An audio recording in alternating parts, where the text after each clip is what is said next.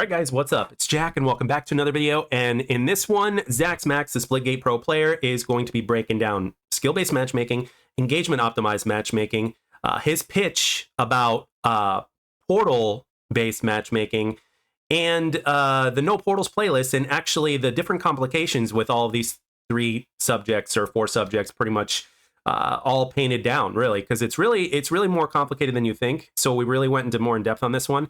And this is actually from last night's stream, because in the footage that I had previously of when I first talked to Zax, this is actually this is completely separate, which allowed us to go a little bit more in depth into these things. So basically, in terms of information, I think it's better because there's just more in depth talked about this. So this is, you know, and this is, even though this particular video, which are basically 3 straight gameplays, so that way it's like completely organic in terms of the conversation that was had. It's also something that just includes the vast amount of information that's needed. And for the sake of this video, I didn't want it to be too crazy long because we're already pushing it at about, 20 minutes, if not close to that. And I also want to apologize. We were not talking over Discord, which just means that I have to actually activate my Discord. So that way I would have 2 separate forms of audio. So that way I can just lower in editing. I can just lower the gameplay volume and then just keep the audio in terms of what Zax had to say where it is. But I think this is good enough. I already looked over everything before editing, but again, I think this is good enough. And I think you guys will find the information a little bit more informative and just how complicated it is. And this is coming from someone who's played first-person shooters for 23 years, literally for as long as Zax has been alive. But Zax has been a pro player for a while, and he's basically seen the Marianas Trench, as to where I, on the other hand, have only been about 100 feet deep. So his point of view is really an eye-opener for me personally. And with that being said, I'm going to let him take over as well as the gameplay. And as always, I want to thank everybody for taking the time to watch and or listen. I hope you enjoy, and let all your comments be known down below. I'm going to let Zax take over, and have a good one, guys. All right, should we go back to the SBMM thing? So we had 1 to 50 system. One thing I debated pitching is portal-based matchmaking. Ooh. Once you get to a level of competency, then you're basically, even if you're playing against good players who also use portals, like, you're going to be playing the same game. I'm trying to fix the issue of everybody is playing different games right now and they're frustrated. So people who play without portals are only going to be, like, they will be preferably matched with people who don't play with portals, right? Yeah. So if you want a COD style experience, you're more likely to get with the included skill range that comes with that. And if you portal more frequently and you like that portal-based gameplay, you're more likely to be matched with other people. The problem is we have a big spectrum of, like, portal does not equal skill, which some people think it does. And that's never going to necessarily enforce growth. And when we go to ranked, which won't have this system, how do we make sure people don't feel like everybody's using the portal mechanic? Well, you have to balance the mechanic. That's what I think. Yeah, so the people who have views on it have more of the extreme views, i.e. it should exist or it should not exist. It's very hard to mitigate that between the two. Yeah.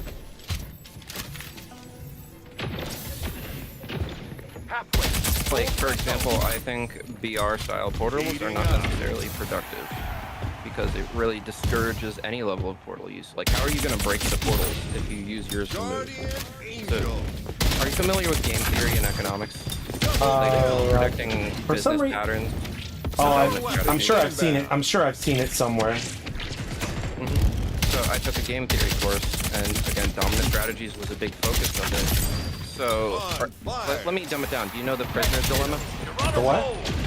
The prisoner's dilemma. Don't drop the soap? No, so it's a philosophical concept of we're trying to escape prison, right? If nobody rats each other out, we get our normal sentence, right? If I rat you out, I get a reduced sentence, but your sentence gets multiplied by 10, right? If both of us rat each other out, we both get the times 10 sentence, right? What are you gonna do if you're presented with that situation? Okay, give me the. Sorry, I'm gaming while simultaneously trying to answer your question. So run it by me one more time. Yeah, in my opinion. So It's cheap, but it's always good. exactly. I'll reiterate it for Jack here, but you have the choice to either nobody rats anybody out and everybody gets the normal sentence. You rat somebody else out and you get a reduced sentence, but they get an increased sentence by like times 10. Or both you rat each other out and both of your sentences are increased by times 5. Or you rat each other out and what? Both of you rat each other out and both of your sentences are increased by times 5. Shit. Instead of time, right? So this is more so a question of, do you trust the other person to be honest? You win. Fuck no. So if you don't trust the other person to be honest, you're going to betray them 24% of the, or 100% of the time, right? Why would you not take advantage of somebody who's giving it? If you think they're dishonest, you're going to do it anyway, because if you choose to trust them, you get screwed more. So this is what's known as a dominant strategy. You always choose to betray the other person. I got Cole in the chat basically saying portal-based matchmaking is not a bad idea. Are they still updating the game? Are challenges fixed? Any weapon balancing yet? There has been some weapon balancing and some faction balancing. They have fixed the challenges, yes. There's obviously the camo grind as well. And right now they're basically working for relaunch, but what they're doing is they're continuously, how do I put this? They're doing playlist updates so that way they can get additional feedback. Live service will continue until future notice, i.e. relaunch. Yeah. And I mean, live service will continue until then. But what I was saying, though, is it's a dominant strategy to betray your teammate, right? Dominant strategies also apply in weapons, and that's what's known as a meta, most effective tactics available. Yeah. But when we go back to portals and we institute portals, it's actually better to never portal, right? Because you never want to risk not having portals. Mm-hmm. So any level of portal cooldown rapidly approaches 0. At least that's my understanding. And that's something I see very frequently in Battle Royale as well. Like, I'm a portal demon here. I actually straight up don't portal in Battle Royale at all. Like, I try to, but I get punished for it more than anything. Because it's like, I have a style of play that I understand. And that just does not work there anymore. Does that make sense? Yeah. Because you always have to keep your stuff available to close anybody who's pushing you. Because you want to hold your position in a Battle Royale. Correct. But yeah, that's why I think portal cooldowns aren't going to work. But we'll see. Yeah. The portal-based matchmaking, that's very interesting. Mm-hmm. So the question then becomes, let's say I'm a portal-focused guy, and not enough portal people are queuing. I will flex into somebody else's game and they'll get frustrated, right?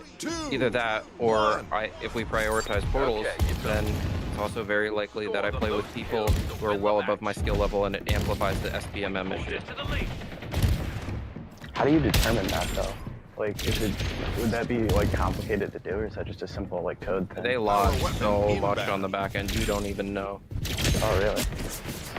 All of your data is logged for balancing purposes and shit. Boy, would I love to see my data. Yeah, I mean, when we have tracker, that'll be nice, but it's not always predictive of everybody. So a great example was shotguns actually perform extremely horribly on the low end. I think we talked about that in your video. But on the pro end, they're the best gun in the game, bar none. It's like picking up a power-up and off spawn. Yeah. So when you're balancing for the aggregate, i.e. your average player, shotguns are not that bad and we should keep them, right? When everybody catches up with the meta, then it becomes very problematic. That's what happened with ranked when everybody realized Sabrask was useless. Like, Sabrask was the lowest picked and went to the highest picked, bar none, even in casual games.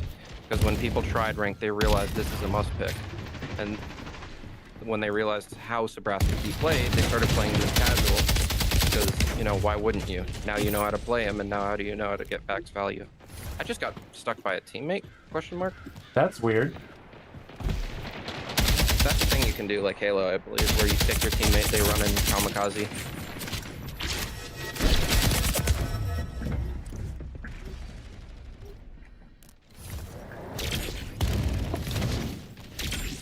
But anyways, like, portal-based matchmaking would be a very cheap idea.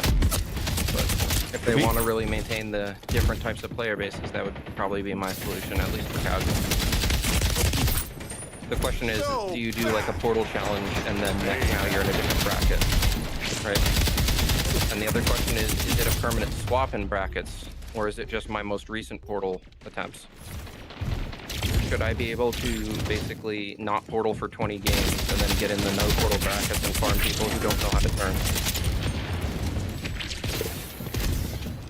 Which is why split console rank leaderboard is typically weird, because you'll get two different metas developing. PC, where typically both groups of players play and on both inputs, which ends up being significantly more competitive, and console, where it's much like lighter, but they're the same rank as like top 100s here.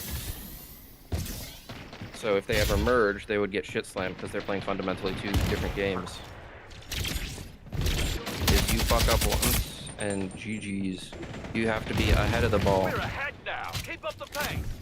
I hope Ian has a contingency plan. Well, they just need to get into a state where they can start testing again. I anticipate them being a lot more open now. Superman said, "Hey, I mentioned something about portal-based matchmaking as a joke." Well, apparently it could definitely be a thing. I mean, they haven't said anything about it. I put a Twitter post on it, but I'm sure it's been considered. I'm sure it's I something would that not be surprised if it hasn't, but it's just a very weird approach. Yeah, I mean, with a game that's so portal dominant, with what portals allow you to do in this particular game, it's like you got to at least consider it, you know? And it's like you're adding in another layer to the algorithm because you've got a new category, aka portals. It then, like, let's say it opens to the thing of we have momentum gods who are just sliding and moving at Mach 5, right? Do you then have a momentum-based matchmaking? It's all, well, wouldn't momentum be classified under skill? No, skill is raw elo. That's how every SBMM system works. ELO as in, please explain ELO for those that don't understand. People who win get points, people who lose points. You have a hidden value stored on the back end of every game you ever play.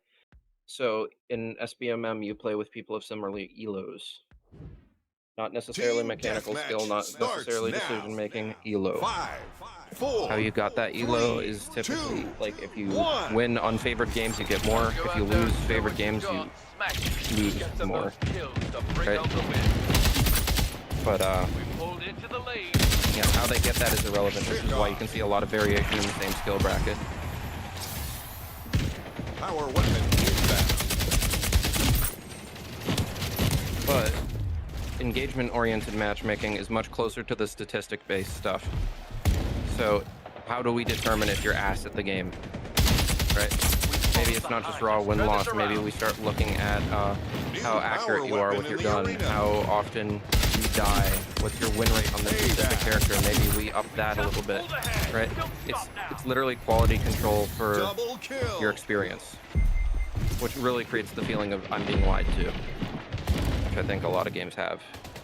Not all of them have EOMM, but they do have that false feeling once you understand how the stuff actually starts working.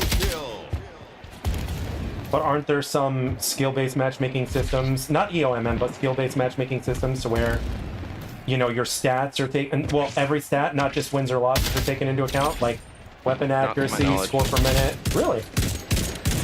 It's standard ELO for the most part. Apex is the only one where they factored in accuracy at one point, to my knowledge. But that was, again, for quick play only and not ranked. And Apex is an engagement-oriented system. Oh, wow. At least it was back when I played. Because again, here's the stats are very, very farmable. Yes. Are you familiar with the concept of boosting? Oh yeah, very. Are you familiar with the concept of reverse boosting? Very. I've never done either, but I know exactly what they are. Yeah, because those are obviously both bannable, but under engagement-oriented matchmaking scenarios that are stats-based, those are very, very exploitable. So this is how we can smurf on your main, basically. Yeah. I.e., I mag dump the floor for 20 minutes. And now I'm in bot. Power weapon inbound. Hence why it's not frequently used. The second that the player figures out the system, they can abuse it. Yep. So you need to have a system that the player has no agency over that. Mind you, even in reverse boosting, you choose to intentionally lose, but it's much easier to find a reverse booster because they're pretty evident. Mind you, the whole concept of no portals versus yes portals in terms of playlists also solves the issue, but it then creates the thing of we have people playing separate playlists that will have different queue times. So in traditional Splitgate, no portals actually had horrendous queue times because people would ask for it, but those people also were not the people who would stay and play the game frequently because they'd go back to your CODs. There's a lot of bad actors when it comes to feedback because they're like, I don't like the game because of the way it is, and the game changes the way it is, and the person still leaves because they were never really going to play the game in the first place. Yeah, that sounds about right. Let's get it back. But the same goes the opposite way of people who play the game 24/7 saying that they hate it, but they're still going to play it, right? So their feedback is also not necessarily the most useful. Like, it would make their experience better, but it's not necessarily great for new user acquisition. So how do you balance that line?